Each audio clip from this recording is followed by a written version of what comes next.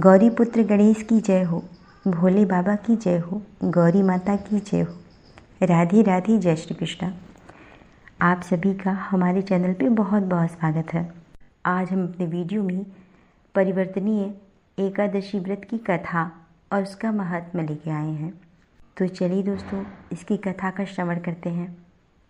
धर्मराज युधिष्ठिर बोले कि हे भगवान, भादो मास शुक्ल पक्ष की एकादशी का क्या नाम है तथा उसकी विधि क्या है?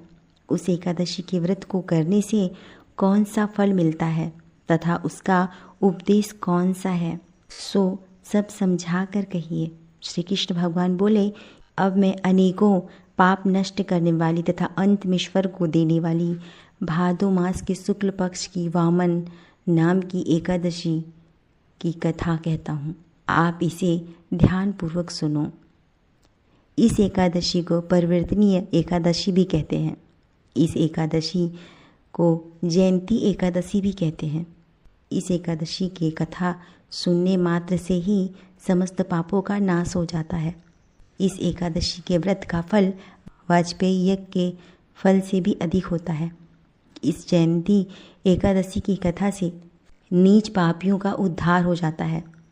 हे महाभाग, जो मनुष्य अपनी सतगति चाहते हैं उन्हें इस एकादशी का व्रत अवश्य ही करना चाहिए। यदि कोई धर्मपरायण मनुष्य एकादशी के दिन मेरी पूजा करता है तो मैं उसे संसार की पूजा का फल देता हूँ। जो मनुष्य मेरी पूजा करता है उसे मेरे लोक की प्राप्ति होती है। इसमें किंचित मात्र भी संदेह नहीं है। जो मनुष्य इस एकादशी के दिन श्री वामन भगवान की पूजा करते हैं वह तीनों देवता अर्थात ब्रह्मा विष्णु महेश की पूजा करता है।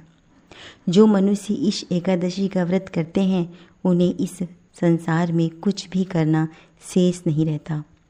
इस एकादशी के दिन श्री विष्णु भगवान करवट बदलते हैं, इसीलिए इसे परिवर्तनीय एकादशी भी कहा जाता है। इस पर श्री युधिष्ठिर जी बोले, हे भगवान, आपके वचनों को सुनकर मुझे महान संदेह हो रहा है कि आप किस प्रकार सोते तथा करवट बदलते हैं। आपने बलि को क्यों बांधा और वामन रूप धारण करके क्या लीलाएं की? चतुर्मास व्रत की विधि क्या है तथा आपके शयन करने का मनुष्य का क्या कर्तव्य है, जो सब विस्तार पूर्वक कहिए। श्री कृष्ण भगवान बोले कि हे राजन, अब आप पापों को नष्ट करने वाली कथा का श्रवण करें। त्रेता युग में बलि नाम का एक दानव था। वह अत्यंत भक्त, दानी, सत्यवादी तथा ब्राह्मणों की सेवा करने वाला था। वह अपनी भक्ति के प्रभाव से स्वर्ग में इंद्र के स्थान पर राज्य करने लगा।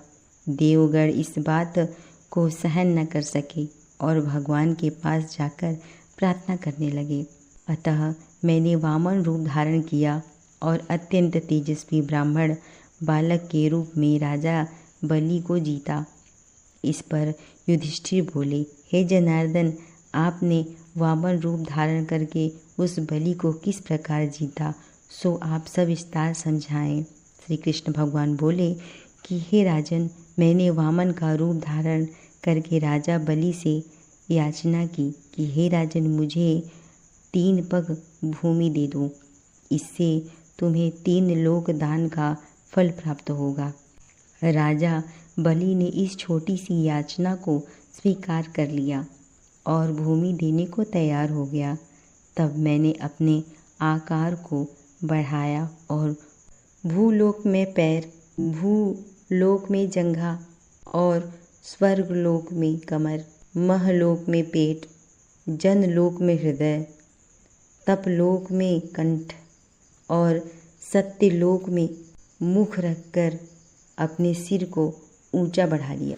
उस समय सूर्य, चंद्रमा, नक्षत्र, इंद्र तथा अन्य देवगण शास्त्रानुसार मेरी स्तुति करते रहे। उस समय मैंने राजा बलि को पकड़ा और पूछा, हे राजन, अब मैं तीसरा पैर कहाँ रखूं? इतना सुनकर राजा बलि ने अपने सिर नीचा कर लिया। उस सिर पर मैंने अपना पैर रख दिया और वह भक्त दानव पाताल को चला गया। जब मैंने उसे अत्यंत विनीत पाया तो मैंने उससे कहा कि हे बलि, मैं सदैव तुम्हारे पास ही रहूँगा। भादों के शुक्ल पक्ष की परिवर्तनीय नामक एकादशी के दिन मेरी एक प्रतिमा राजा बलि के पास रहती है और एक क्षीर सागर में शेषनाग पर शयन करती रहती है। इस एकादशी को विष्णु भगवान सोते हुए करवट बदलते हैं। इस दिन त्रिलोकीनाथ विष्णु भगवान की पूजा की जाती है और चावल और दही सहित रूपा का दान किया जाता है। इस दिन रात्रि को जागरण करना चाहिए। इस व्रत के करने से मनुष्य समस्त पापों से मुक्त होकर अंत में स्वर्गलोक को जाता है। वह स्वर्गलोक में जाकर चंद्रमा के समान सदैव प्रकाशित होता रहता है। उसे इस लोक तथा परलोक दोनों में यश मिलता है। जो पापों को नष्ट करने वाली वामन एकादशी की कथा को सुनते हैं उन्हें अश्वमेध यज्ञ का फल मिलता है। जय श्री कृष्ण।